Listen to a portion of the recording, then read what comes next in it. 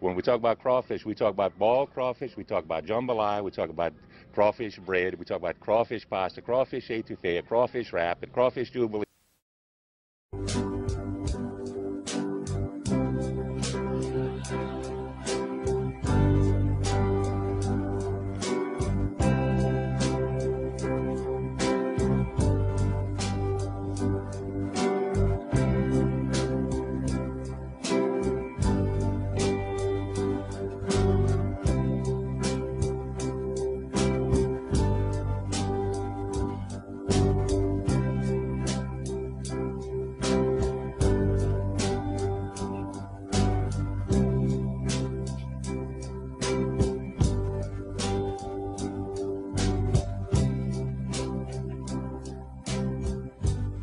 Imagine there's no pizza.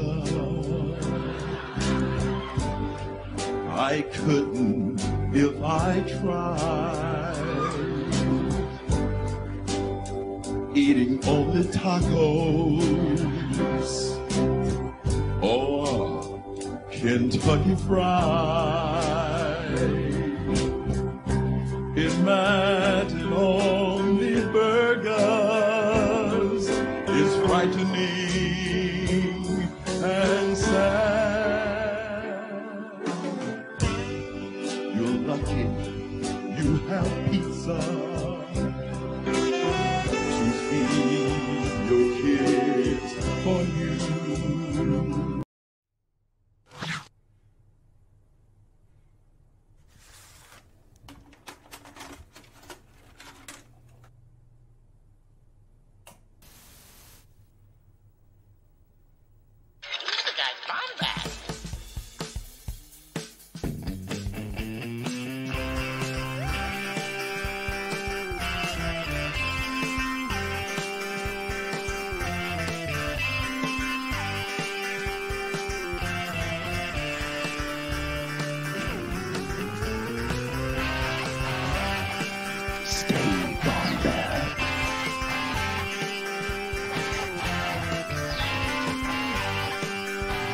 Welcome to the Bombadcast. What is going on, Bombad fam? It's me, your boy Scotty Jarrett here. Super excited to start off this school year talking about teachers, talking about education, talking with Mark Newbold, and Jerry Cable, the one and only. This is going to be fantastic. But first, let's do some plugging.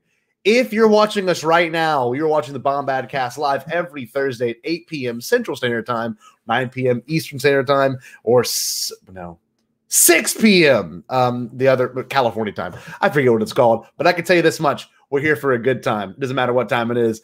My boy Jerry, he has his own show every Monday at 9 p.m. Central Standard Time, and it's called Hyperfocus. I think it actually might be moving, but Jerry will tell you that in a second. Like, not moving permanently, just like changing times and dates. But every Wednesday, 8 p.m., you can watch me play old, new, any kind of video game. Happy to be here. And obviously, we did some Mario Kart last night. We had a blast. We even figured out a glitch. But before I get any further into this wild episode with Mark Newbold talking about Star Wars teaching, I got to bring in my co-host, the one, the only, Gerald the Candle to Junkled. Jerry, how are we doing, buddy? Hey, Scott. Whoa, that was a quick shift. It kind of almost fell over during that one. Hey, man, I'm doing great. And what a way to start out the show. There's no better way than Mr. Oh my goodness, I'm blanking on his name. Mark Newbold. Well, we have Mark Newbold. We have Mark Newbold for sure. But I was thinking about this joke the whole time coming in, and now I've completely ruined it because I've overthought about it. Herman Cain. It was great seeing Herman Cain direct from heaven. Yes. Singing about "Imagine if there was no pizza." And we'll get into that here. Hey, we're moving to Tuesdays on Hyperfocus. Oh, so we're moving Tuesdays. to Tuesdays at 9:30. Tuesdays at 9:30. 9:30 Central or 9:30 Eastern? 9:30 Eastern. Okay. So just do your math from there because I'm not going to hold your hand. I love you guys, but it's a conversation you can have right here. That would be a fun conversation right there. Like, hey, where'd you get your shoes? Oh, nice. Me too. Yeah. Amazing. Same. You might want to answer that question, but I don't know. We might want to bring Mark in pretty soon. Mark had to wait all the way through that long ass Herman Cain music number. Mark is so relaxed. And real quick, Alex, tell them not to freak out. They took the same exact quiz last year. Okay, the perks of being a teacher. I teach lab safety. And it's the same lesson every year. And it's the same exact quiz and test. And everyone's like, we don't know what to do. You've taken it 2 times, Alex. You are going to take it a 3rd time tomorrow. Anyway, let's bring Technically, you should do better than you ever have, right? Exactly. Right. Yeah. We got StarWars.com contributor and Star Wars Insider contributor, the one and the only. Oh, my goodness. Mark Newbold. Mark, how we doing, buddy? Hey. Oh, I'm very well. Hey, I'm very well. How are you? Man, we're doing good, dude. I'm happy to have you up so early. Mark is better, in the UK currently, and it is like early for him. So we're lucky to have him here. Mark, I saw you said you had you set a timer, like you went to bed early today before I picked up my kid, and I saw and I was like, oh, God bless you, sir. So, well, I noticed you're checking the time zones and Central and Pacific and Eastern and all that stuff, and I got it in my head that you were East Coast, which is 5 hours, but you're not. You're Central, which is 6. So I was up at 10 to 1 my time, and then realised that it's actually 10 to 2. So I've just been sleeping on my sofa for the last hour, and then got up again. So I've had 3 sleeps so far. So, but I'll be nice. So you're very well rested then, right? Yeah. And I would hope so. And also it's the eve of Bad Batch, right? And I think all of us are like kind of jittery a little bit. Like, I don't think the episode's going to be crazy climactic, but I may be wrong, and I may have a whole day of work teaching after that amazing episode, hopefully. So I think Jerry says he's not going to stay up late. Mark and I are under the same belief. I'm probably going to, because I usually have a really banger tweet that gets a lot of engagement, and you know me, I'm a shill. Yeah. So I'm gonna have to. I want to get that engagement and stuff. So that's just what what it is. So. I get it. And look, I got to make an apology at the very top of this. Okay, last Thursday we didn't have Bombad, and I will be 100% honest here. It was because I'm a little selfish, and I had bought tickets. To see Suicide Squad, and I forgot that it was the same time as Bombadcast, and I was like, Jerry, there's a lot going, and it was a great movie, y'all. It was amazing in theaters. It was. I went to see it that night too because at mine it was the first time that I'd seen a movie since I worked in a movie theater that there was like a problem showing the movie, and so they moved us in from that theater it was supposed to be in to an actual smaller theater. Like there were a lot of people that were trying to figure out where to sit because they got the assigned seating. Yeah, and there was one less row. So we were all just like we all kind of got elbow to elbow for a minute, and we're like, what do we do? Let's shift around here. But it was great just seeing and then everyone was like, okay, and then after the movie they didn't even turn the lights back up. They forgot about us, and I was like, I love it. I love it when this stuff happens because I used to work at that for like 10, almost 8 years. I worked at a movie theater, and that stuff it's the worst stuff to have to tell people. Whenever you're like, can you guys move to this other one? Sorry. You're immediately going to hate me. I know you're immediately going to hate me, but it's whatever. Yeah. Did you end up seeing it, Mark? Yeah, we were quite lucky here in the UK. We got it a week earlier than you guys. So I saw it a couple of weeks ago, and the first film we'd seen at the cinema since Birds of Prey. So it's quite apt, and we loved it. Absolutely loved it. So needless to say, Such a fun time. Mark is a DC guy. He doesn't do Star Wars anymore. He's just full on to the DC universe.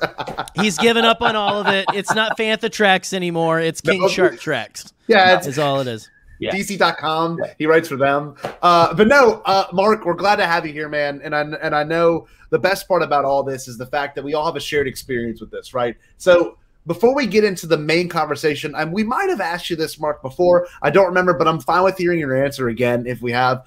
Every guest gets a chance to answer this question. It's what is your best? What do you think is the best? What is your favorite? What is the most fun Star Wars movie to you personally? Because best favorite, most fun. Best favorite, most fun, and we all have different ways of categorizing these things. And I don't know if you can go off the top of your head, or if you need me to kind of stall for you for a second. But if you can deliver, I would love to hear your best, favorite, most fun, Mark. Okay, well, I can't remember what I said last time, but I will say the best is, and I'm pretty sure I would have said this before, the best is still Empire. Okay. And also my favourite, so it's still it's the best of my favourite, but I would say the most fun, I don't know what I would have said before, but I think I would pretty confidently say Solo, because we used to say, you guys missed an episode last week because of Suicide Squad. Me and Mark, who I do Making Tracks with, missed an episode last week because he was on holiday. And the last time, or one of the last times we actually saw each other face to face was when Solo came out. And we came out of the Empire Leicester Square at the press screening, and we were literally jumping up and down, hugging each other because we were so excited about seeing Solo. So I would say that is a golden memory. So that's what I would say. Best Empire, favourite Empire, most fun, Solo.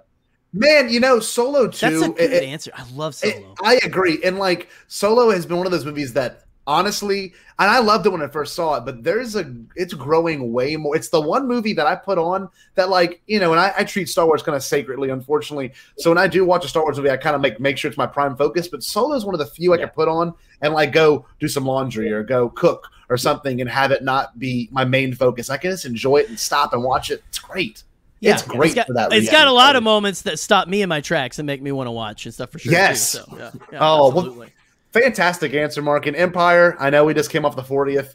I can say seeing that in theaters whenever it came back out was an experience, because I didn't realize how big it felt to me until I saw it in theaters. So that is fantastic. I get it. Up.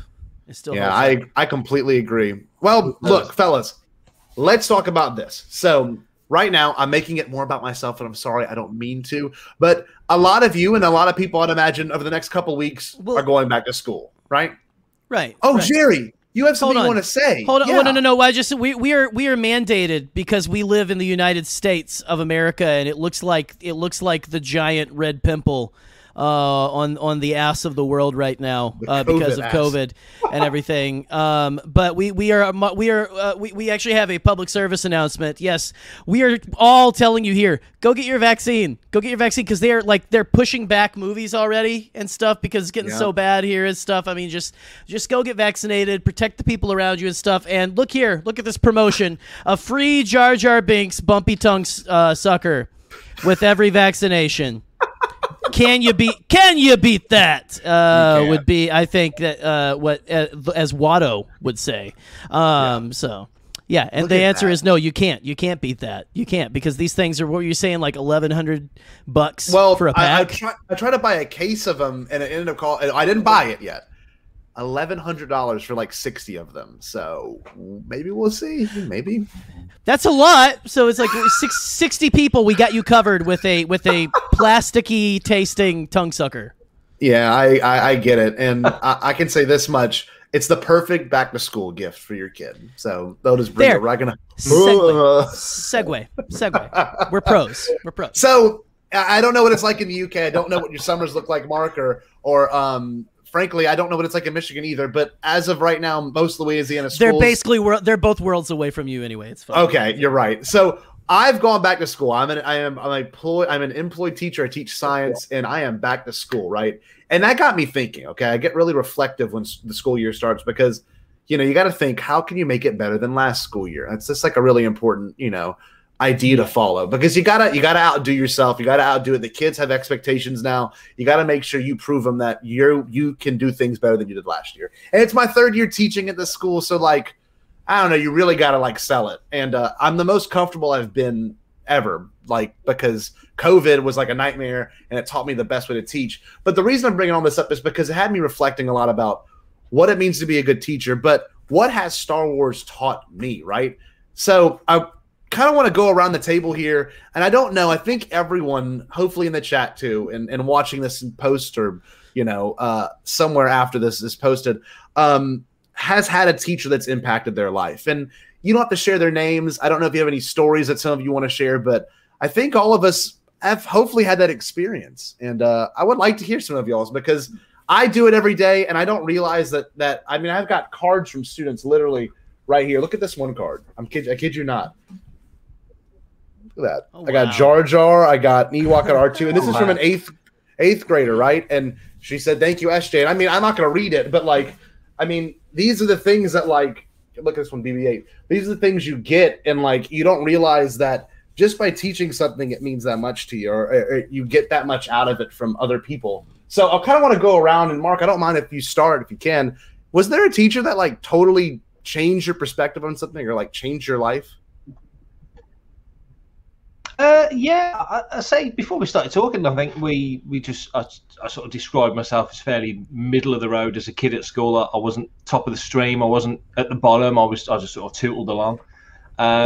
Yeah. But I always definitely had a sense of humour. And when I was in fourth year primary, so I would have been 9, I had a teacher called Mr. Holmes, who I thought was the best thing since sliced bread. He was fantastic because he was so engaging. He'd split lessons, so the first half was learning, second half was just fun. But it wasn't until years later when you realised we learnt more in the second half than we did in the first half.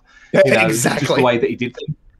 Yeah, and he was the best thing. And just weird little things. Like I was a really quite chubby kid when I was young, tall but really chubby. And I shot up, and I had the Guinness Book of Answers, and I was able to work out that by the time I'd grown up, I would be 6'4". I worked this out when I was 9. That I No would way. Be 6 and he was 6'3", so I'd got it in my head that I've got to be taller than Mr. Holmes. I've got to be taller than Mr. Holmes. Years and years later, weird. Years and years later, probably I don't know how long later, 25 years later, he fell on not hard times. He became a head. He moved on. He was a young man back then. He was probably 30. Then I'm 50 now. It's crazy. He still feels older than me, but he moved on. He became a head teacher, but he had a few issues, problems. He got pulled over for.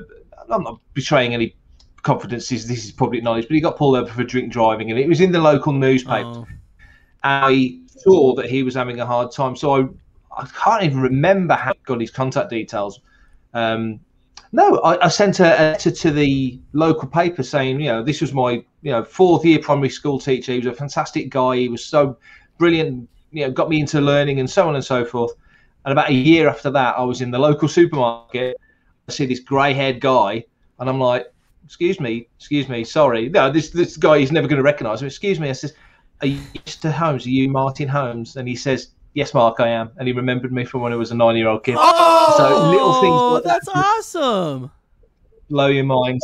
So he's always been my favourite teacher. He's the one guy that, captain my That's captain. a brilliant He was the story. My God, like that's the kind of thing I love hearing because, like, I don't know, the idea of someone struggling and then reaching out and then over the years you reconnect. It's just that's pretty amazing. That hopefully I'll experience something like that one day. That's beautiful, Mark. And do you know you will and you won't even know it. Yeah, you're probably right. Even know the effect of having on it won't for a long time. Yeah, that's amazing. That's so cool. Jerry, do you have anything you want to share like that? Anything similar or anything comparable? I mean, I have I had a teacher in 7th and 8th and 9th grade, literature, English teacher. And I mean, I went to a very small school. I went to a very small school, a little tiny Christian school in Arkansas and everything, right? Everyone knew everybody. It was like the entire population of the school, high school and elementary combined, I think was, maybe just the junior high school was like maybe 200 kids, 200 people. And I just remember my mom is still friends with this lady. She actually grew up with this lady. Her name is Mary Jane Fagala. She's amazing. She called me Jerry ACE all the time. She always she was friends with my mom, so maybe it was whatever, but she just always helped me believe in myself. Even when I didn't think it was she told me you have very good reading comprehension, you have very good this, very good that, just was a very encouraging person that really helped me. I was way more shy back then. Even into junior, senior and stuff, I came out a little bit more like this after I got off, my Ritalin and stuff I was on. They put me on back, a long time ago, when I was first diagnosed with ADHD. But I don't know. I've had a lot of just teachers like that, because again, it was a small school, everyone knew everybody, you know. And I still like, my mom will tell me, hey, I saw this person, I saw Miss Mary Jane, or there was another one, Miss Lou Allen, who still teaches there, I think, and she was very important to the last few years of my time there. And it was just, you know, I was lucky to have several good people, including my mother actually did work at that school as well. Oh, you told me this, yeah. Yeah, and I was in her geometry class one semester. And she always got on to me more because, as you should, I guess, as parents who are teachers do, you don't want people to think you're playing favorites, I guess. Yeah. So I got in trouble quite a bit, and I didn't really, I liked it, but I didn't like it, you know, and things like that. But sure. I lucked out, and I had a lot of very just encouraging people around me, especially again back in the day when ADHD was more of a, this is just a kid who can't pay attention, he's kind of a blank slate and stuff like that, who didn't see me as a blank slate. They saw me like they saw the potential and things like that. And so that's beautiful. That's just, man. It's really cool. It's really cool. I lucked out like that. Scotty, what about you, bud? Do you have any stories?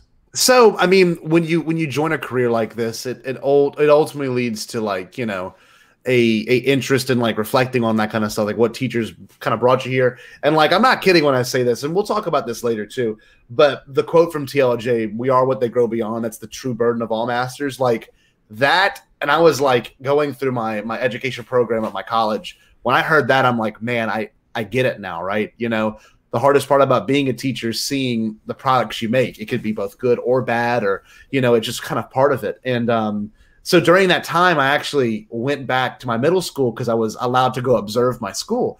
And it was kind of weird, right? It's kind of surreal. You get to see how the things are made in the kitchen. You know what I mean? Like, metaphorically speaking. And like, I talked to my former science teacher, and, you know, now I am a current science teacher, 7th and 8th grade science, and I'm teaching the same exact thing she taught me. And so I went and observed her, and I'll never forget. I looked at her name is Miss Galliano. Okay. And maybe she's watching this. I've had several teachers. I've had, I would say, probably 10 teachers in my life that have like completely changed it, but this story stands out to me. She looked at me, and we're looking around, we're talking, and it's just a normal conversation. And I'm in her classroom, and they were doing a lab where they were identifying different types of fossils. And the kids would walk up, and they had their little tray, and they're like, "Okay, we think we got it right." And she's like, "Oh, you got two wrong. Go back and see what they are." So I'm watching her do this, and it literally, I'm sitting there, and it epiphany, like true epiphany. And I'm looking, and I'm like, oh my God. This is where I learned like independence, like truly independent. It's up to you as a student for you to teach yourself sometimes. It's not always up to the teacher. They present the material, but it's a two-part job. I do my job, which is to instruct you and help you in understanding something, but it's ultimately you to take it and flip the coin, figure out that next part, right? How do I apply it? How do I take it apart? So I'm watching this, and I'm like, I looked at her, I said, "You taught me independence." And literally she burst into tears. And then I'm like, she goes, this is why I do this. This is why I do this. And then I burst into tears. I'm like, I don't know. This is what I want to do. And it was one of those moments, and you're like, man, this is where it clicked, right? And I don't know. Since then, it always stuck with me. So I've got former students that, you know, are starting high school right now, and they've reached out to like, this is scary. I don't like this. I'm like, it's going to get better. You know, it's going to get better. So hopefully I'll have a moment like Mark, and, you know, maybe a moment like you, Jerry, with your mom and her coworkers. So it's crazy, man. It's the one job that I think people forget about that everyone has to endure. Like growing up, you have to endure teachers. You have to meet and get to know teachers, and they don't forget you. And if they do, I mean, it's probably because they taught a lot of people. But it's an amazing job, right? And it's not easy, and the pay's not amazing, but I can tell you this much. I'm excited to wake up tomorrow morning and go to work. I just am. It's just kind of part of it. And this first week of school is always kind of scary. But to kind of tie it back into the main focus, Star Wars, right? We got to kind of bring this up. It's weird, right? And I listened to George Lucas's audiobook, the one that Brian J. Jones did. And it's a great book. Have y'all listened or read it? I don't think so. Mark, you've listened to it? Yeah, I read it a while ago. I'd love to get the audio version. That would be far more digestible, I think. But I wish. For that. Is not George reading it though? Is it? No. Because... But it's 20 hours. It is a long audio book. Even I can't get past the security. I just imagine like 24 hours of that. Sorry. It would be great. Even I can't get past the security. I remember growing up in Modesto. So all that being said, there is a section about like Joseph Campbell and even Irvin Kershner, and like I don't know. I mean, I'm sure everyone in this video call essentially knows the story behind all this, but like maybe someone doesn't know in the chat. But the reason George got into anthropology and he got into so many things of mythology is due to Joseph Campbell, who him and George had become super close before Joseph Campbell passed away in '87, right? And so after listening to George's book, or the guy Brian J. Jones's book about George, I was like, let's listen to The Power of the Myth. And I'm listening to that and I'm like, oh my God, this is teaching me so much more than I ever would have expected. And it's just crazy to think that George, even someone who's so influential, he helped produce a whole TV series for Joseph Campbell, right? And Bill Moyers. And it's a great series. But then if you take it and think about it even weirder, with Irvin Kershner, that was his film. Like that was one of his teachers at UCLA. Is that where he went? Am I correct on that? Oh, what is it? Is it yeah. Okay. So that was one of his teachers there. Yeah, USC. Sorry, USC. Come on. I'm not gonna be able to talk to him. USC. And so Irvin Kershner is the director of, Mark's favorite Star Wars movie. It's Empire, right? And that's amazing. That's crazy that he took his favorite teacher and then flipped it. Oh my God, Steve Palpatine bringing up Plagueis. Steve, everybody. Steve's here. But what do y'all think of that? How weird is that George, kind of got up there and then gave his teachers a chance? Isn't that amazing? Yeah, absolutely.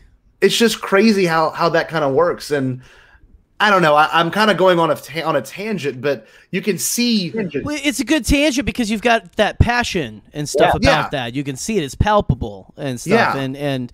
And George was a teacher in his own way of different things, but he also had a lot of teachers growing up. So that in just hearing of his history, I haven't read the autobiography, but. Or the biography, whatever it was. But, there was like a lot of people who were influential in his life growing up and stuff. So definitely. Yeah, absolutely.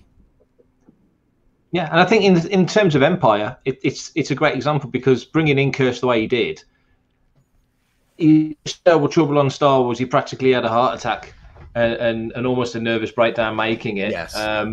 And to get to Empire when he's kind of already thinking, I don't actually want to be the director of these things. I want to focus on the company and get somebody else in, and brings in Kirsch, who he knew was a safe pair of hands. They were still friends, as you say. There was that teacher-student relationship.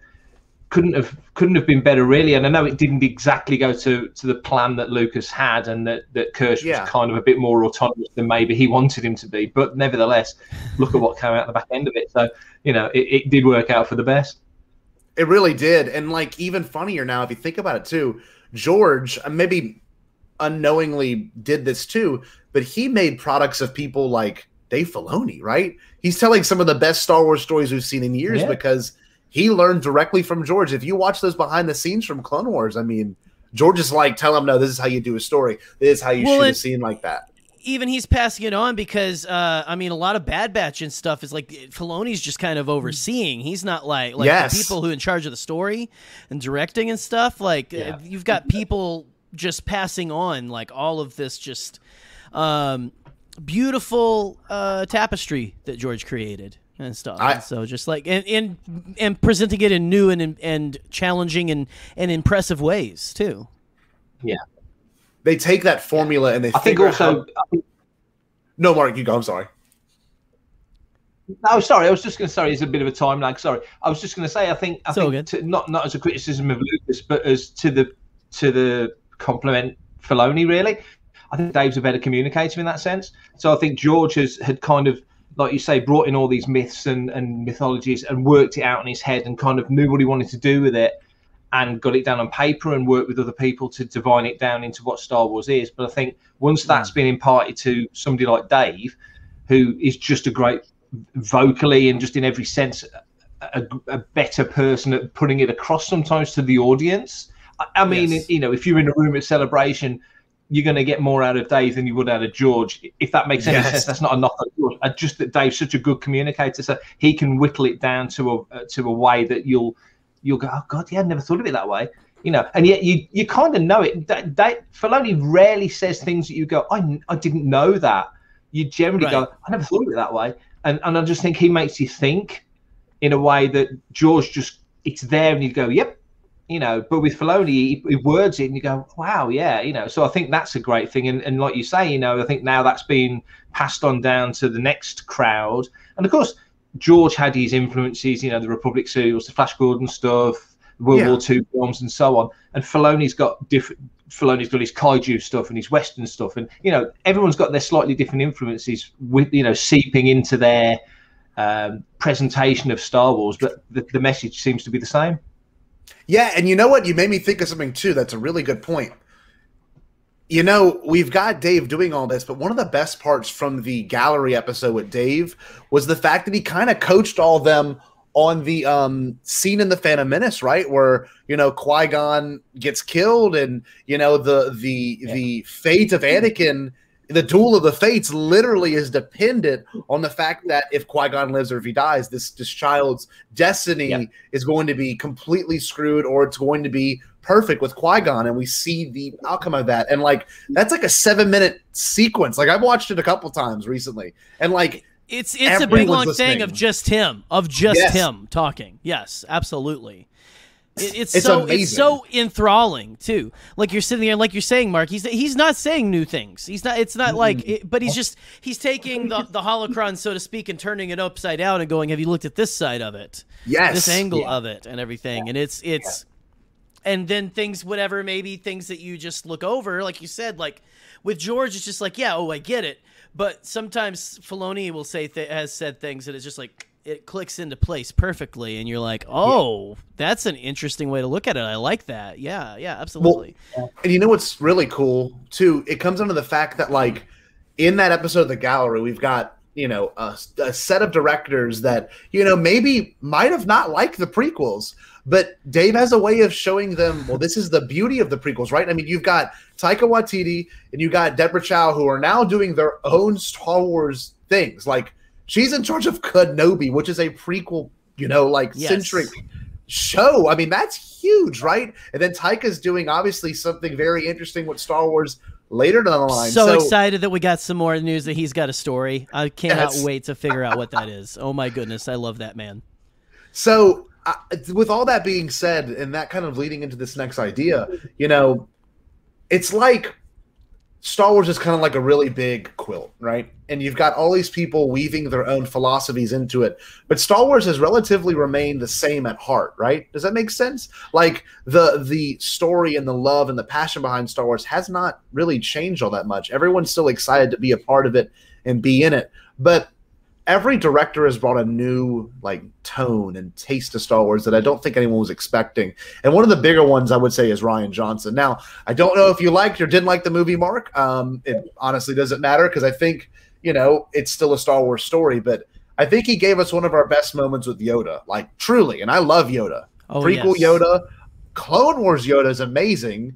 And now we got sequel trilogy, or, you know, obviously original trilogy, but yeah, Jerry, what do you want to say? I could see it. I saw your brain fire. No, I was gonna say, man, you should see High Republic Yoda. That's all I gotta say. Okay. I haven't gone down that yet. Just saying.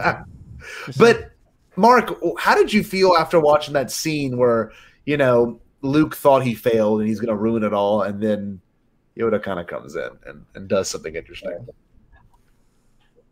I think with Yoda, because he's so used to, you know, was it 700-800 years of teaching, and like you say, we're seeing it in the High Republic now. You know, he's a very different style. Yoda's not a consistent. Yeah, there's a consistency to Yoda, but he's not a consistent character in that there's periods when he's a bit more of a free spirit, periods when he's obviously has to dive and disappear after Order 66, and you know, there's different eras. It's like the 3 stages of Elvis, isn't it? You know, the 3 stages of Yoda. There's like different right. Of Yoda. But I think with that same with Luke, I think with Luke, it's almost that you look at Luke and Leia, and as characters, as people, as twins, you know, she's very independent. She's strong-willed. She's organized. She's a doer. I think I've got to say, I think Leia as a character didn't need the Force in those movies. She never needed to be Force sensitive. She, as a character, was strong, independent leader. Yeah. You know, regardless of anything else, I don't think she needed that. Luke is much more passive, much more mellow. Would never have left the homestead if Beru and Owen hadn't died. He would have stayed out of obligation. So he was a completely different character, different type of person. I think the burden of what Luke knew and the burden of what Luke learned was almost too much for him. So for him to impart that was desperately difficult. You know, I don't think Luke was a natural teacher. He grew into it, but almost out of necessity, like he left Tatooine out of necessity. You know, things kind of, Luke wasn't an instigator, kind of things happened to Luke. Leia was an instigator. She made things happen. I think with Yoda, for him to turn up when he did and be the old Yoda that we knew, and, you know, just to lay it all out on the line, and the way that he spoke to Luke, which was so evocative of the way he spoke to him in Empire, when it took, you know, Luke took a while to, oh, this is rubbish. What am I doing here? Where's, you know, this is a load of rubbish. And Yoda's the one that kind of coaxes him into place, the crazy old man again, and coaxes him into it. It was the perfect moment for Yoda to say exactly what you just said earlier. You know, it's like, well, you know, they are what we are what they grow beyond, kind of thing. And you've got to get your head in the game, really, is what he's saying. You know, you've not failed. It just needed Yoda in that moment to sort of define where we were, because Luke was a bit lost at sea, really. Yeah, absolutely. Yeah. And, you know, it's funny, the idea, like, people were upset about why would Luke run away from it all, but let's think about it this way too. I mean, Luke learned from his masters. You know what Obi-Wan did? Yeah. Obi-Wan said, I gotta go protect this kid. I'm staying out of the fight. Then Yoda, same exact thing, said, I'm staying out the fight. So when Luke was isolated, right, he obviously had a lot of time to think to himself. And the fact that, you know, even when Luke sacrifices himself, ultimately, he learns the greatest lesson of them all. He comes back and he's like, you need to treat this thing with respect. I made a mistake. In episode 9, he's like, this thing is worth something. Please don't throw it. It's not, I threw it before, but now here I am learning from my era. And he gives Rey the knowledge and the ability to, you know, live beyond her what she expects of herself. And I think that really is the ultimate test of all teachers. And well, I see you, Jerry. No, sorry. Almost just like the you know, a lot of people talk about how they don't feel like 8 gels with 9 very well, but I think that does, in that she's basically, she went there because she's like, I'm doing what you did, and he is it is taking that lesson that Yoda gave him, and it is saying, you know, no, you're taking the wrong lesson. I'm going to teach you the lesson he taught me. And, you know, it's, like you said, it's teaching her to grow beyond that. It's teaching her to, you're learning from me, but you're learning the wrong thing. You're learning from the mistake. You're doing the same mistake I did. You need to move on, and you need to go, and you need to, this is, like he says, this is your fight. Yeah. Right? You need to, like you said, that teacher that helped you learn independence. He's like, this is yours. This is on you. It's unfair, but it's on you. Well, see, and not many of those experiences happen in real life until an epiphany, right? Until you realize that, oh, wait a minute, this is starting to make sense to me. This is why this teacher treated me this way. This is why certain people act this way around me. Whatever it is, it's because there's something that clicks in your head when you realize, oh, okay, this is where I should be. This is what I should be doing. And Star Wars does that so well, and it helped me realize a lot of things about myself, especially watching it when I'm a little bit older. I'm not as young anymore. I've got a little bit more experience when I'm only 26. I get it. Nothing crazy, but I think as you grow older, Star Wars teaches you more, and it has some of the best teachers in it, like it really does. And I know I didn't really plan on making a list, but I thought of some before we went live tonight of like some of the best teachers in Star Wars. And not all of them are Jedi. And I need to say that. Yeah. I think people tend to think of teachers that are like, oh, Jedi. But like one of the coolest teachers we've ever gotten, I think to me, was Quill in The Mandalorian. And that first episode of The Mandalorian, which is made and written by Dave, was one of my favorite ones because, you know, he's struggling writing the blurg. And he looks at him and says, Your people rode the mighty mythosaur. You can ride this thing. Try it again.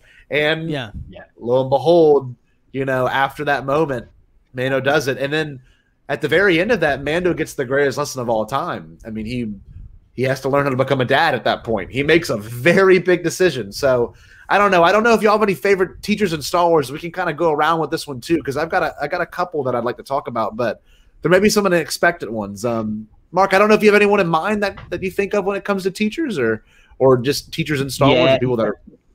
Oh, here we go. Let's hear. You've already mentioned Qui-Gon for me. Qui-Gon. I mean, he's the one character. Mm-hmm. He was my favorite character in the Phantom Menace, and I think because he's so pivotal. That's why I love the prequels. They're not the best Star Wars films, but I think they are the most interesting Star Wars films because they're the Silmarillion of Star Wars. That's what was behind the original trilogy when Lucas wrote Star Wars Empire and Jedi, and had the chance to go back and make them. And now he fits in all that mythology, if you like, all that. I mean, galactic mythology and the Star Wars story stuff into those 3 films. I'm sure if Disney Plus was around now, that each of those would be a 3-season Disney Plus series. Each of those films, there's more than enough content to justify that.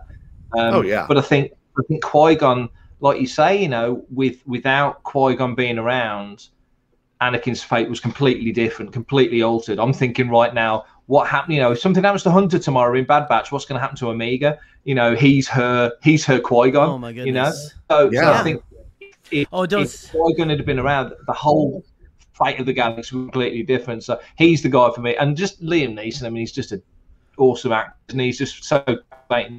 I just wish we'd got more. I pray that there's some Qui-Gon moments in Kenobi. If they do these flashbacks that everyone's hoping for, and guys, Ewan and Hayden don't look any different, sure they're lucky buggers, than they did 20 years ago. And neither does Liam Neeson, to be fair. Yeah. And ILM can take a few crow's feet out and make them look just like they did if they want to. So, I think there's potential. I get it, dude. And Qui-Gon was one of the characters, honestly, from the prequels that I would have loved to have gotten more of too, right? And he has some of the best lines the whole entire time. Feel, don't think, use your instincts. That is amazing. That it should be a quote that you see in more classrooms, or even in inspirational list, because that is so true, right? There's been so many times in my life where I focus too much on something and then I screw it up. But if I had just gone with my gut, no problem, right? Yeah. And best bumper sticker ever. Yes. Yeah. Absolutely.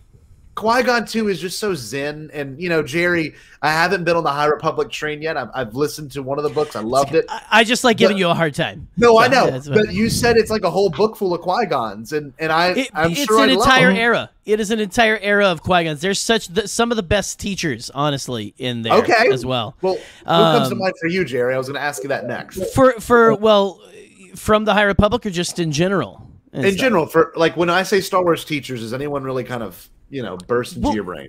I've got an interesting one that I've been rewatching. I've been slowly doing a canon rewatch, and I'm in the middle of Clone Wars. And I just watched the episodes where Boba comes back to get revenge on Mace, and there is a moment towards the end where everybody's favorite pirate, Hondo Anaka. Thank you there. Thank you, Jay. Hondo Anaka tells him Boba, he tells him first he tells him, I knew your father, he was a good man. And then the Jedi, I think Plo Koon brings him out there and he says he won't tell us where the hostages are. And he goes, and basically Hondo gets down in his face, goes, Boba. He's like, tell the Jedi what they need to know. It's what your father would do. It's the honorable thing to do. And it's Hondo it's a very teacher moment there of basically one lovable rogue to you're going to be the lovable rogue eventually, but I'm also apparently going to be the lovable rogue because I don't know what my age is, and I guess I live forever. More Hondo. I love Hondo, but I love that he's in everything now. But anyway, it's just that struck me as a very there's times that there's that whole episode where Hondo is trying to steal from those poor turtle farmers. Yes. I forget the name of they're Silum. They're Silum farmers or whatever on Felucia. And it's like, this guy's a bad dude. Like, he's funny and stuff, but then he's got these moments of just actual, like, wisdom and stuff. So that's just kind of maybe not the person you want teaching your kids, but it was interesting seeing that, like, you can learn things from just about anywhere. You can learn, like, sometimes people teach a good lesson and they don't even they don't even mean to. Maybe it's just something like, you know. Yeah. Yeah. So, I don't know. That was an interesting one that just popped into my head. Plus, I wanted to play the Jay Leno clip. It's just so funny hearing Jay Leno say Hondo Inaka. So, you know what's really cool, too? Because you made me really go to this in my brain for a hot second there, Jerry. When you said you got teachers like Hondo Inaka who maybe wouldn't identify as a teacher, maybe wouldn't be the kind of person that would be like, oh, you know, I love my influence on people, or I have an influence on people. There are some people in Star Wars that really don't do that, but they still have this ability to, like, you know, get to you. And like he was literally teaching the next generation in that moment. Yes, right. Like, and one of my favorite moments too is from The Force Awakens, and I'm sure y'all know this. I don't know if you remember, but back in the day when they first announced Maz Kanata, JJ was straight up like, this Maz Kanata's design and look was based off a teacher I had growing up in elementary and middle school. And there's that one moment where, you know, she does the eye thing and she goes, I've seen your eyes.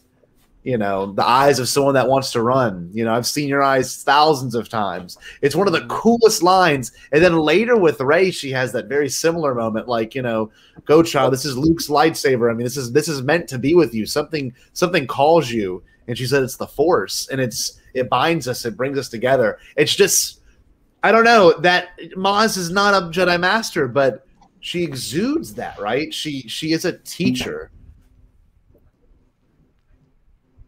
No, and I absolutely just find it incredible. And I don't know, there's other people too in this that I think are, you know, I mean, we all have our favorite Jedis, but we also got people like Palpatine. He might not be the best influence, but he teaches something, right? You know, he's not a good guy. I mean, he was a teacher. We had Steve talking about how he had a no, but teacher I think stuff, you know. Palpatine's got that master politician thing, though, hasn't he? Yeah. Yeah. Oh, he's absolutely. He's really good at making that. you. No. Completely fine, Mark. I mean, I don't know if you have anything you want to add to that idea of like there's a teacher, but not really identifying as a teacher. You know what I mean? That kind of motif. Yeah, it's like in Solo, which we mentioned earlier. It's like Tobias Beckett. You know, Han learns so much from Beckett. Didn't think about that. And sometimes with Beckett, it is you kind of get the impression it is, come on, kid, let's sit under the learning tree. I'm going to tell you some stuff. But Beckett thinks he's one of those guys that I'll tell him as much as he needs to know, but not everything I know. And he doesn't quite realise Han is so savvy that Han's picked up the lessons that he didn't think he was telling him, which was why Han shot first at the end on Severine. So there's things like that. So whereas, like you said, with Palpatine's playing the kindly uncle to Anakin all the time, and yeah, you know, you can talk to me. I know the Jedi. There's things that are, you know, the whole spiel that he comes out with, especially in Sith. Right. But yeah, of course, that's all a means to an end. So, you know, that he's playing that grand master plan. I mean, like you said about Yoda running away, Obi-Wan running away. You know, the Sith ran away for 1,000 years, didn't they, before Phantom Menace? So you know, there is a thread of these guys laying low, and let's wait for the things to even up, because the Force is like this, isn't it, all the time? We're seeing it in the High Republic. When do you come into the story? At what point, if the Force was a graph through the Star Wars line, where are you picking your story points? Well, the Force is sort of more in balance here. It's kind of swaying more towards the Sith at this point. So let's write a story then. Maybe that's when the Acolyte's set. I don't know. You know, you could do it almost like a heartbeat. So, but I think Tobias Beckett is one that jumps out to me because, you know, and Han's kind of not enamored by him, but you know, there's definitely he gravitates towards him to a degree. Yeah. And Beckett, you know, he loves giving his little story. I want to go back to, was it Glee Anselm and learn to play the Valacord? The Valacord. Yeah. So, yeah. I mean, that's brilliant, Mark. I didn't thought about Tobias. Yeah. Yeah. Right. I haven't thought about Tobias playing such a big role because you watch that scene and you're right. Han does learn the lesson to shoot first because he's like, kid, you didn't learn everything. Boom, gets shot in the chest. It's like kind of a jump scare too because I didn't expect it to happen so quickly. But it's one of those moments where you're so correct, man, because, you know, he did learn. He learned, you know, in a subconscious way, right? And my buddy Richard brings up a really good point. And I want to kind of talk about this for a second. Richard said, seriously, though, I like the multiple teacher relationships with Obi-Wan, Anakin, and Ahsoka in Clone Wars, because that was a really cool dynamic that no one talks about. Those first couple of seasons of Clone Wars, we had really the Anakin and Ahsoka struggling to figure each other out, and then Obi-Wan kind of overseeing it. And that's a lot of help life. giving Anakin some advice and stuff. Yeah.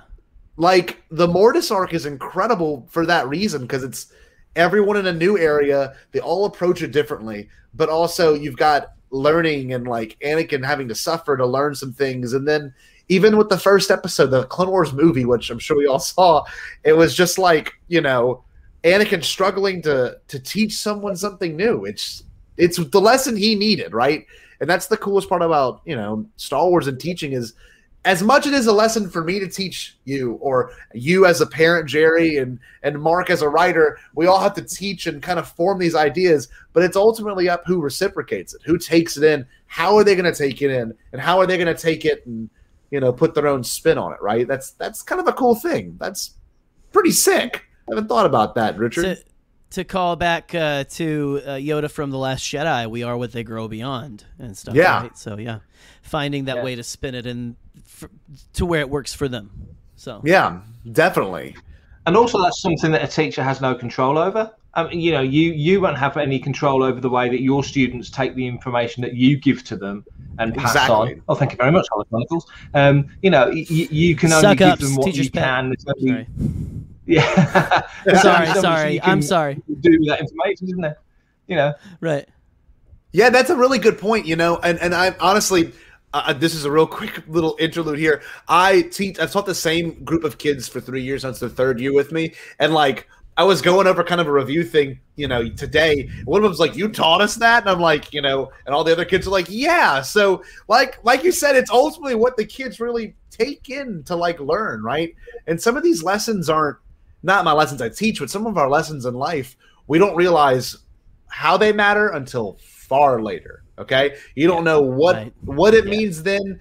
You could have learned something about yourself a long time ago, and you don't know what it means until 12 years later or 10 years. Like, it's just the craziest thing. And I think that's the beauty of being able to reflect on things and being able to kind of have these experiences where you're like, well, wait a minute. That's why they did this for me back then, because it would lead me to this point now. It taught me a sort of independence or a sort of ability to realize these things together. And I don't know, there's a really deep subtext to Star Wars. And I think a lot of us may have had lessons from that. And Jerry, you have shared with me before that TLJ came out in the right time for you. And I want you to kind of tell the audience what you mean by that, because Jerry's told us before privately. No, I'm serious, because there's something. No. There's some, no, I'm just kidding. I'm just kidding. I'm joking. There's something to that, though, Jerry. You told me that before. What do you mean by that? Well, it has a lot to do with this right here, and that's where baby Wookiees come from, kids. Oh my God. Thank you, Boop. Thank you. No, Last Jedi came out at a time in my life where I was dealing with a lot of doubt in myself and kind of the things I'd grown up in, my faith and things like that, you know.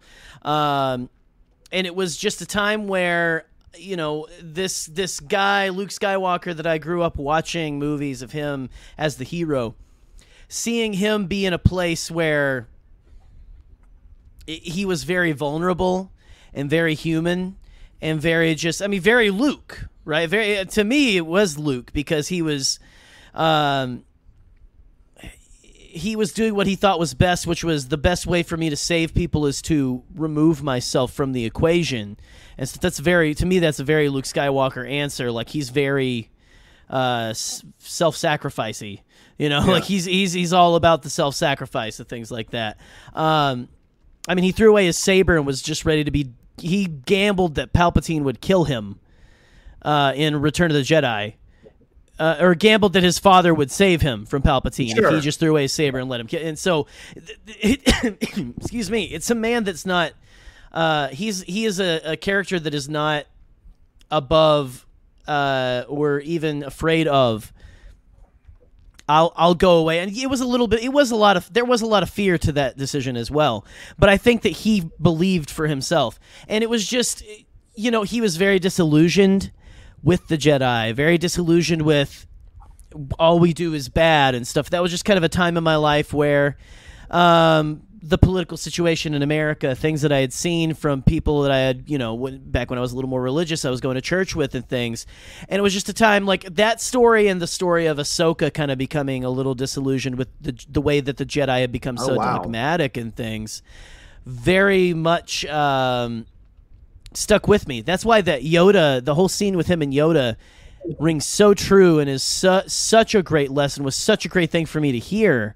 And stuff. I've cried watching that scene before because it is he's telling him, you know, it's saying, look, it's okay to mess up. You're gonna mess up, and people their big thing was, oh well, Luke, you know, he was older. He already made those mistakes. From what I hear, and I'm 34 now, I haven't grown out of making mistakes. Yeah. I haven't grown out of making dumb decisions. You know, I mean, like you never do. That's what I hear. That's what I hear, Mark. And so to see that go and to hear it reciprocated, Yoda going, look, it doesn't matter what some old books say. He knew that Rey had the books and stuff like that, but it was an example of like, you know, these things that you are kind of putting up on this pedestal and worried about what you truly care about. Luke truly was a Jedi still. He cared about the universe. He cared about like what people and what was going on.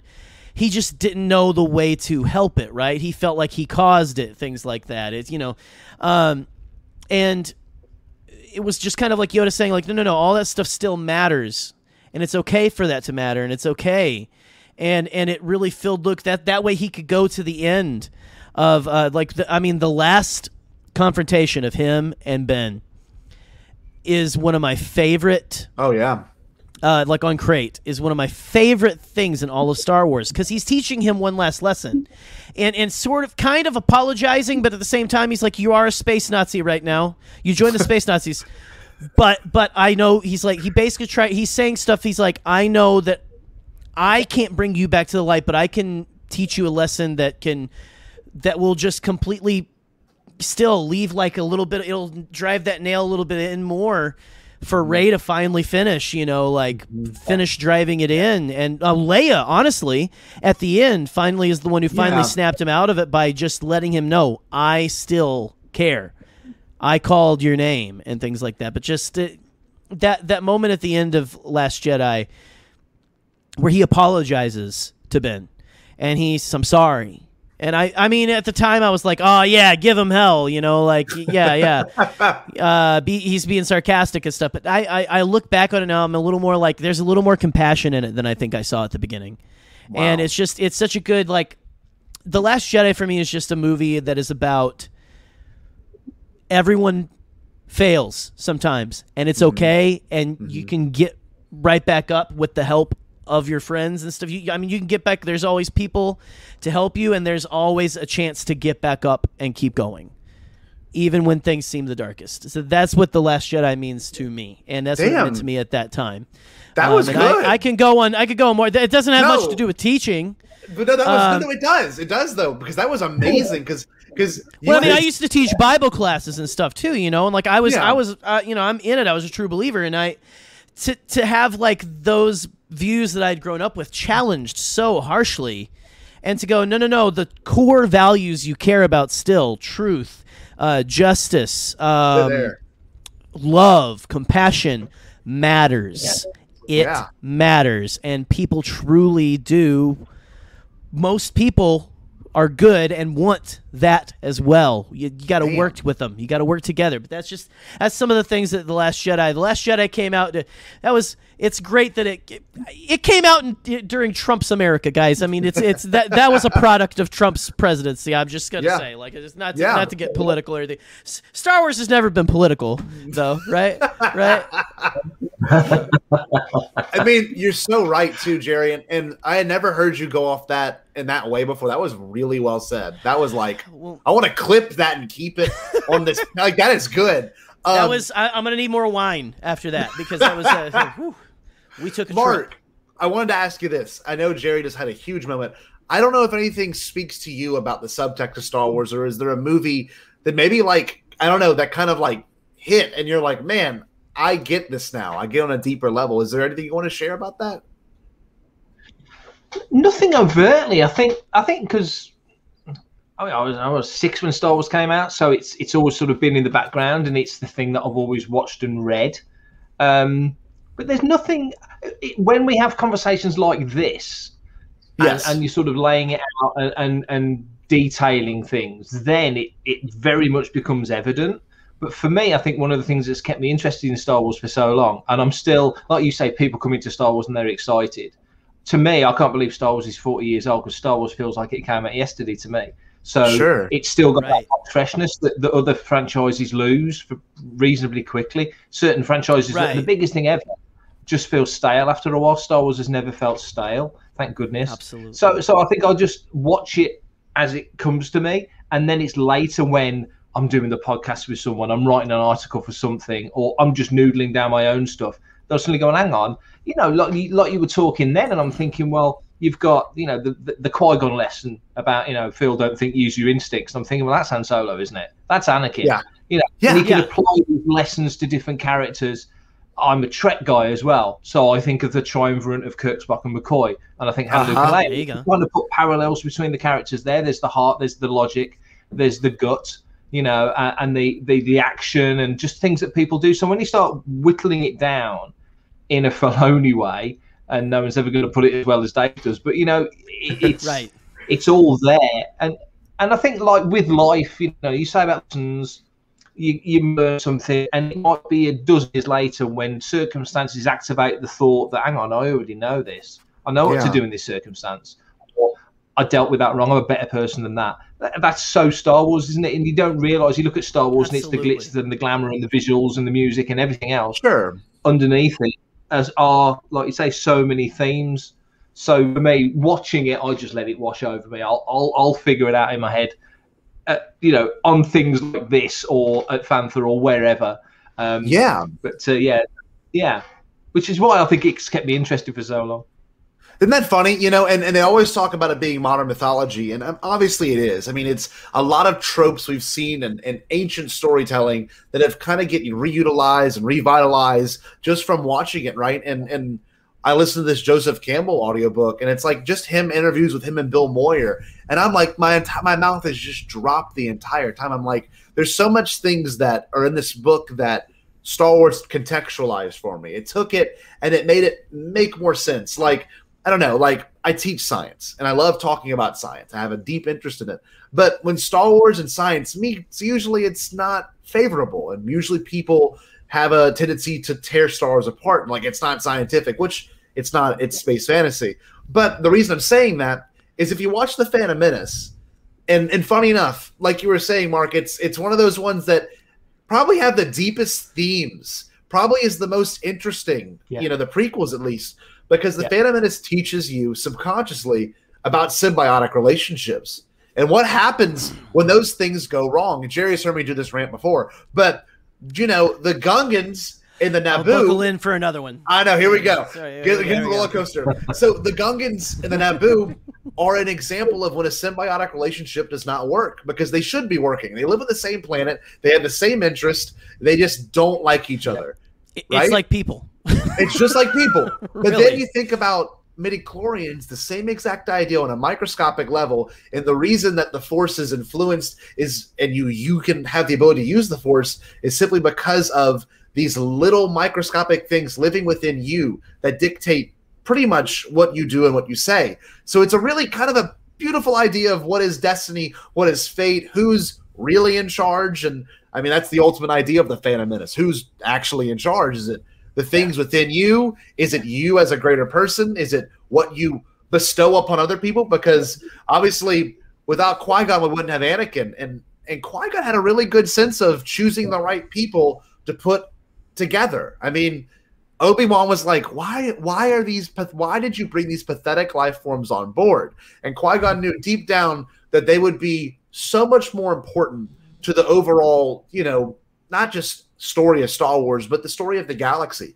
I mean, Qui-Gon had to have some sort of foresight as to what was going to occur later down the line. And he wouldn't have done that if he wasn't so in tune with himself and in tune with the things around him. He brought the Gungans and the Naboo together to solve a conflict. And then you see that in Padme's funeral in Revenge of the Sith, they are like walking with Padme. So there's moments in the Clone Wars. There's moments in the Clone Wars where the Gungans and the Naboo are working together. Yeah. And everything, you know, just for common good and all of that. It really is far reaching.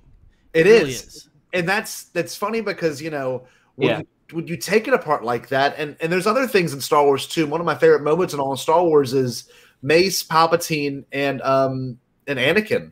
That is, if you look at how it's shot, it's straight up out of Shakespeare. It's straight up out of like the Odyssey. It's straight up out of so many different things that are rooted. You know, you've got the conflicted character, the one that is the objective good, and the one that is the objective bad. But it's up to the interest of the person as to what you can get out of it, right? That's I don't know. I'm gonna go off on a tangent, but the subtext of Star Wars is just so rich. It's so rich, especially the prequels and you can keep drilling down into it, can't you? Yeah. Yes. You can keep drilling down into it. It's going to keep us talking forever. Yeah. which is beautiful. One last one I want to bring up that I don't think people that I'm just now coming to, someone who is wise beyond her years, Padme herself. As a teacher, as someone who stood up for the right and things like that. I mean, just look at all the things that she did, like in the books, in the Clone Wars, even in just the films, just the way that she was able, as a person who was 14 when she was a queen. I about knocked my wine over when I did that. But you know, as someone who was a queen at 14 years old and led a people, and she, under her rule, and again, Qui-Gon helped push towards that. But I mean, she was, after Qui-Gon left, like she took that on, and she was like, no, we're moving on, and let's learn together, let's grow together. She's teaching Anakin things. She's teaching her fellow senators, Bail Organa, all of these people. There's some awesome stuff in is it Queen's Peril is the second book. Queen's Shadow, the first one. There's some awesome things about when she first meets Bail and first became a senator, and she is just like, I mean, she's teaching these people things that are like men, women who are older than her. Leia is every bit her daughter. It's amazing. Like Leia is the same. But like you said earlier, Mark, Leia made things happen. Yes. And things like that. Leia was a leader. Teachers are leaders and things like that. And I think that Leia, Padme, there's just such amazing examples of that kind of just that spirit and everything. One thing I think is important to address. Oh, Mark, you wanted to say one more thing? No, I was just going to say I very much agree. Sorry, we've got a slight time lag here. I very much agree with that. I think, especially about Padme as a character. You know, you look at the Phantom Menace and you think that there's key characters for that film. But you look at I don't know. You look at the Maul Palpatine relationship. There's a student-teacher relationship right there, and a very harsh one. But the best thing that Maul ever did for Palpatine was take out Qui-Gon. You know, and Palpatine knew that with Padme still alive, Anakin would never be able to let go. Anakin being the character that he was, and of course now he's died, but he's still Anakin at core.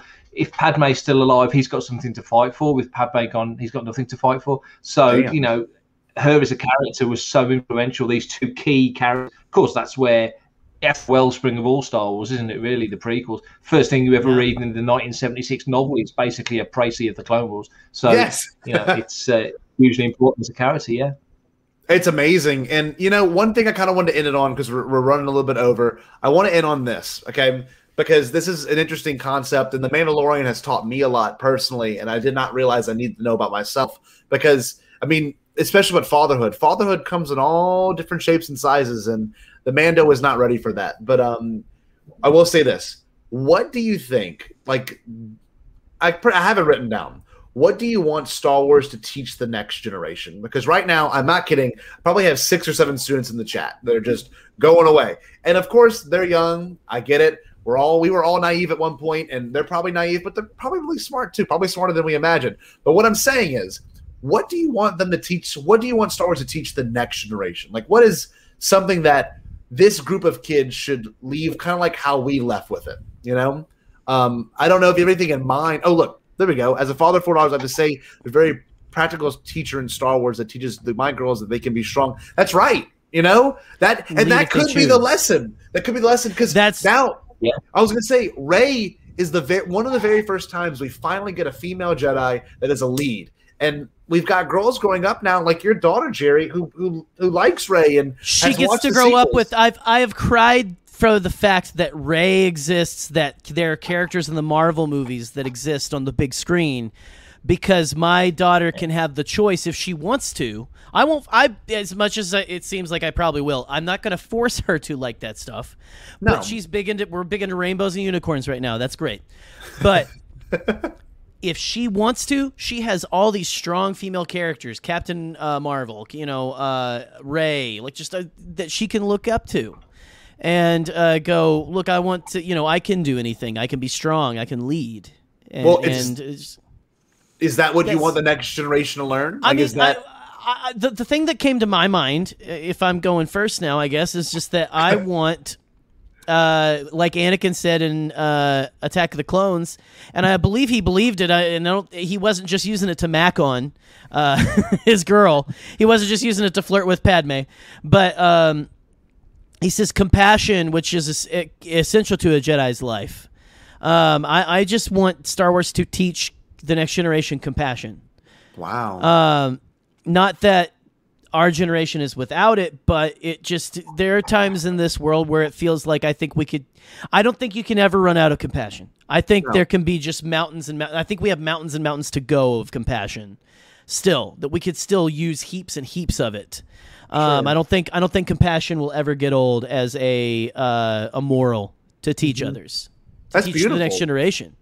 Yeah, I completely agree. I see that like tenfold, because you see it as a teacher, and there's always going to be kids that are just not the star student, or not the student that everyone's like, oh, I love you, you're a great kid.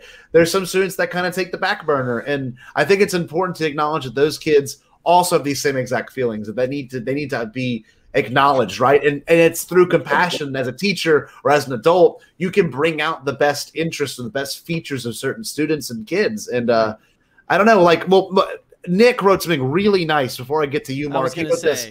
I want the next generation to learn they can choose who they are, the same way Rey chose to be a Skywalker, because it could be how you feel both in terms of, your personality, what you can bring to the world, but it's also to acknowledge the fact that we're all unique and we all have these different attributes that can make us who we are, but it ultimately is up to choose. Choose what you want to be. You have a choice. And Rey chose to be a Skywalker when she could have chose to be a Palpatine and had the whole universe to herself. And that's her blood right. That was what was given to her. But she decided in the end, this is more for me.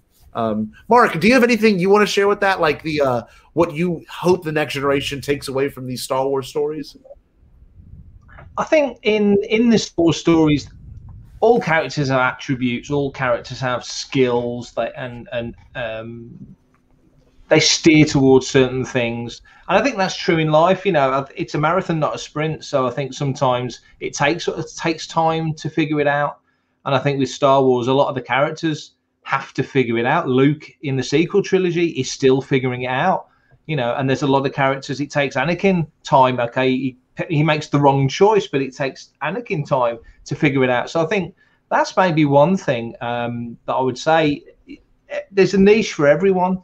You don't leave school at 18 and go, I know exactly what I'm going to do. Some people exactly. Some people follow a path. A great friend of mine, we went out for a meal earlier. He went to university, did 2 doctorates. Smartest guy I'll ever know. A stars in everything, just a genius. Went off, worked, taught at the other side of the world, came back, learnt to be a school teacher, stuck it out for 6 months because he hated the paperwork, and now works for the local council delivering library books, and he's the happiest guy I know. And so sometimes you've just got to, the niche isn't what you expect it to be. And I think Wow. sometimes, you know, different people just go down different paths. And I think maybe that's a lesson if you want to take it. You know, it's like don't be defined by where you are at 20 or 30 or 40. You know, sometimes things can take time to just slot into their lane, you know, and so maybe that's something that you could take away from it, because a lot of these characters have skills and don't know what their best destiny is, and it's about figuring it out. Wow. Yeah. That's beautiful, because we're so used to seeing stories, honestly, like even Star Wars is guilty of it, but like you're destined to do greater things, but you don't know when they're going to happen to you, right? And you don't know when these moments are going to speak to you. And like your friend, that is amazing, where he wanted to be a teacher and he's like, wait a minute, I don't like doing all this. I'm going to go do what I want to do, right? And that's also part of it too, Mark, and you hit that perfect. Yeah. It's not... Well, and there's always time when you're, as long as you're breathing. Yes. As I think another great thing, that point that you made. Yeah. And like, it's sometimes it's crazy because you do this job, you do a certain job for years and years and years, and then you realize it was never meant for you to begin with. There is something that there might be a higher calling somewhere else, and that's an okay thing to accept. I think that's one problem with the generations before us, and you know, people used to get set in their ways, and that was it. Like, you're going to be a farmer, and that's it. Like Luke was going to be a farmer. He was going to be a moisture farmer until, bam, he gets hit over the head, essentially, with all this knowledge that there's a bigger thing out there, and you can achieve that bigger thing. And that's beautiful. I like that. Jerry, what do you want to say? Oh, I love how you're just like this man knows my tells. I can see it now. I will not be able to play poker with Scotty anymore, or sabacc, whatever we want to play. I don't know. All I was gonna say was just I was just gonna make a plug for Kristen Baver's Skywalker: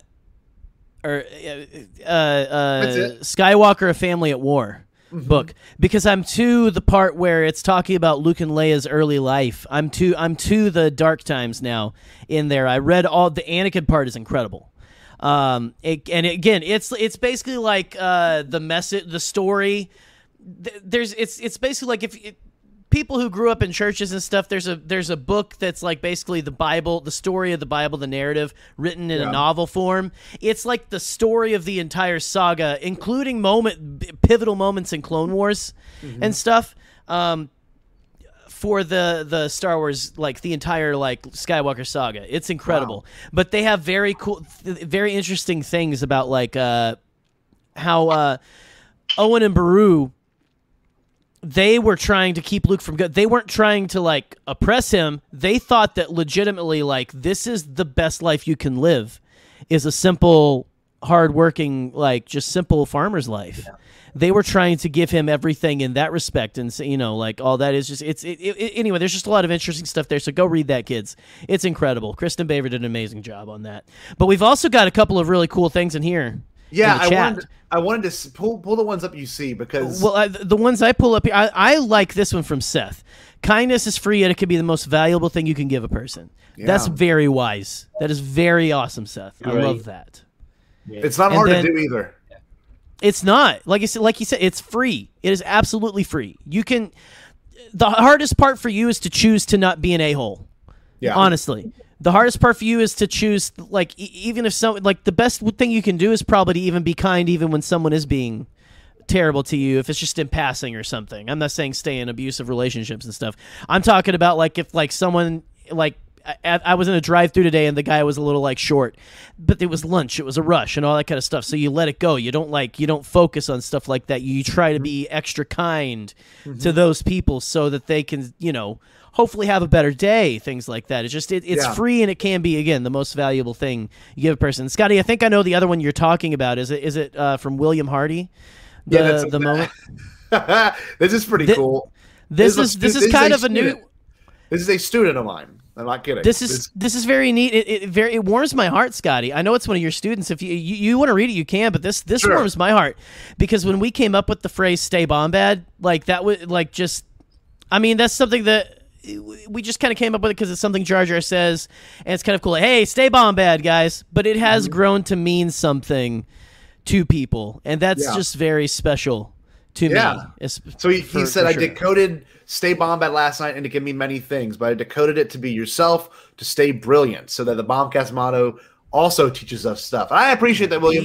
Be yourself and stay brilliant. I love He that. will have me as a love teacher that. next week and next year. And William's a great kid, but I mean that's kind of, that's part of it, right?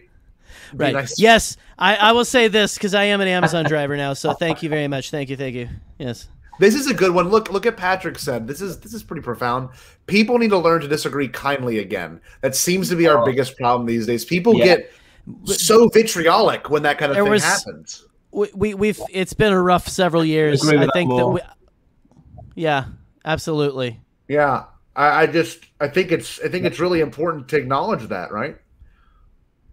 Oh yeah. Sorry, you were just going to say I cut across you. Sorry. No, it's okay. I was just gonna bring up the fact that, like, and this kind of plays into what Hala Chronicles said earlier. The less I'm online, the more encouraged I am about humans. Same with compassion. It's just out there, just not on Twitter, and that's true. Well, I was going to say to this. What's funny is I've had the opposite experience online a lot, especially through my hard times recently. Like, a lot of you people online are what have kept me positive and kept me doing this and kept me sane, frankly. Yeah. So it can go both ways, it's that little bit of, you can be, especially you should use that compassion on Twitter. Yeah. Just for crying out loud. Twitter has also gave me horrible anxiety, but I choose to focus on the part of it that, all the amazing people like Mark, Scotty, like me and Scotty are together because we knew of each other on Twitter and we met at Celebration. Yeah. Isn't that very much the Qui-Gon line? Isn't the whole social media thing is that Qui-Gon line? Your focus determines your reality. Like you say, if you just focus on the positive stuff, it's all gravy, isn't it? Yeah, exactly. Wow, that's good. That's the thing is, like, there is so much vitriol, there's so much terribleness, but I have met too many amazing people. For me, and I'm not saying that that's bad. What Holochronicus was saying at all, or what you were saying. There are very bad corners that I don't want to go to. Which is why what's the phrase? Curate your experience. And stuff, on there. Make sure you create your experience.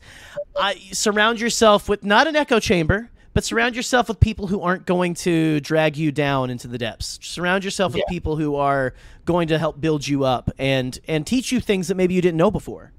And that's what it's done for me. And I just pray and hope for everyone to have a better online experience from here on out. And use that block button liberally, kids. Use that block button liberally. Well, look, I had an absolute blast talking about this stuff. Mark, I know you can get some plugs in. So, Mark, anything you want to kind of plug that's coming out for you soon, or if you got anything going on in your world?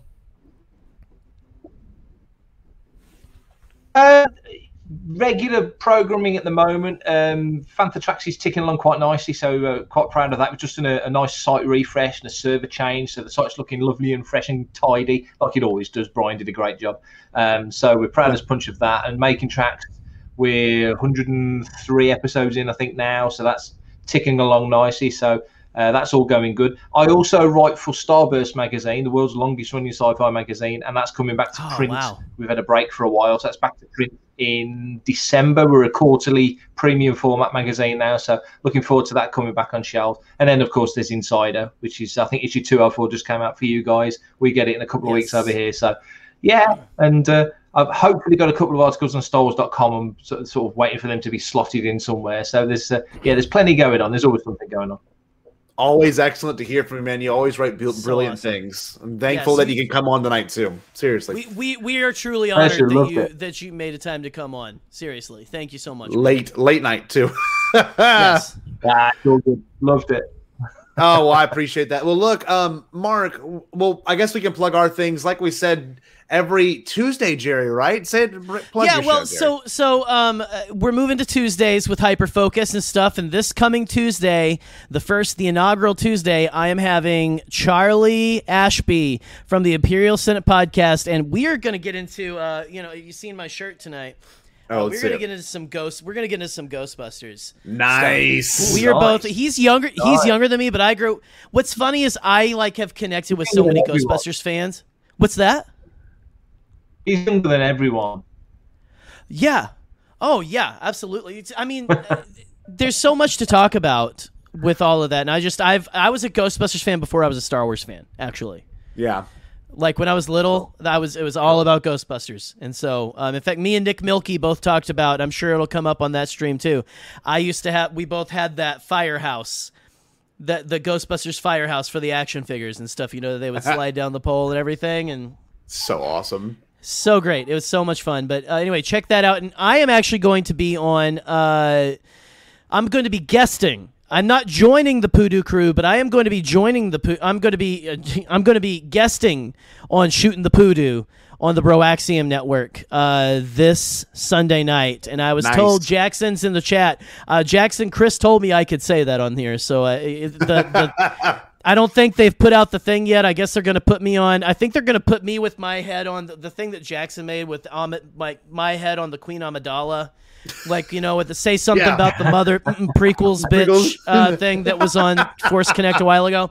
I think that might be my thing on there. And so check me out on Sunday, Shooting the Poodoo. I cannot wait to do that. That's going to be a blast. So. That's going to be a blast. Scotty, what about you, bud? With me, I've got Bombad Gaming every Wednesday. You know, I love doing this stuff. And one thing I will plug, too, for that, I've got the whole month planned out.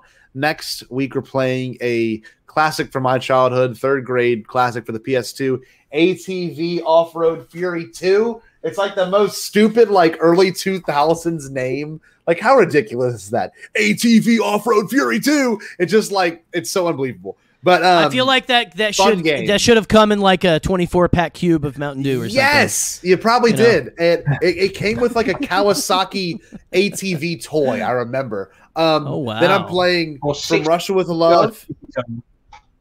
Oh, say it again, Mark. I'm sorry. Sorry, or with 60 Jar Jar sticky tongues.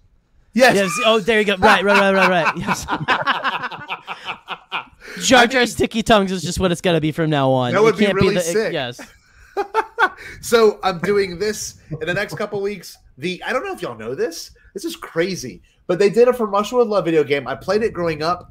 I had no idea Sean Connery came back and did extra lines from the movie, like, for this game, which is insane. It's like one of his last times playing Bond. So we'll talk about that then as well. And, of course, a classic, Destroy All Humans 2. I know Jerry loves these games. Oh, my gosh. I love Destroy All Humans.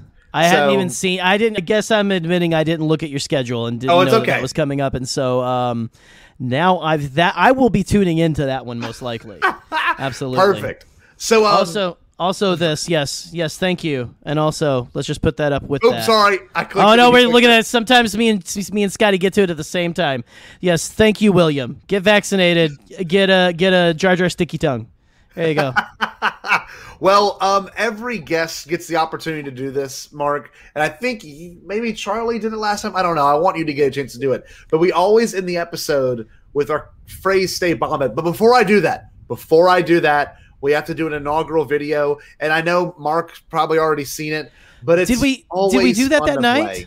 I don't know, but I'm going to do it right now. We need to do videos anyway because we've deprived them of their clips tonight. Yes, we did, and we are deeply sorry. But I know Mark has to go. Mark he's got a lot going on. Maybe I don't know, but I think it's late, and I want to make sure he gets some more. Mark rest. does have a lot going on. Yeah. Look, we're gonna induct Mark into the one and only club again. He may have already been inducted by this, but we love playing this. This is official. Mark, it's official now. It's official. Enjoy this Paul Stanley rendition of the Folgers. Oh, yes. This is your wake-up call.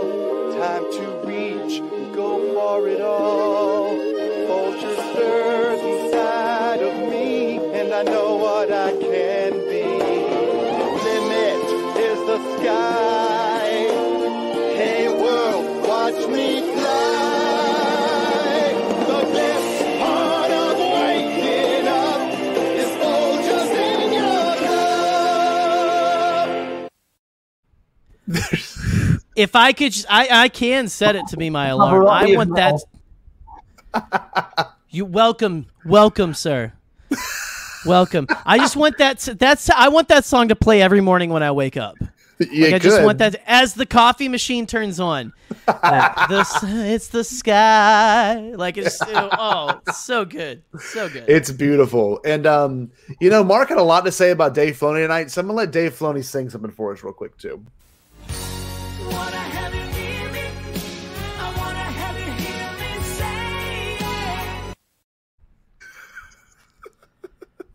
Always makes me laugh.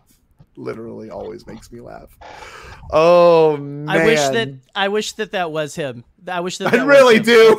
I mean, like in the Mandalorian, like the behind the scenes of the Mandalorian, we're gonna get at the end of the month. Like it has that scene of him singing that song. I would love that. Oh, some Chicago. Mark, to kill it and end it all together, can you get us a really good Stay Bombad so we can close up the show? I can try. I'm just warming up now. Okay. I don't know how good this will be, but it's the best I've got at 3 a.m. Okay, everyone. Stay Bombad. Stay Bombad. Peace.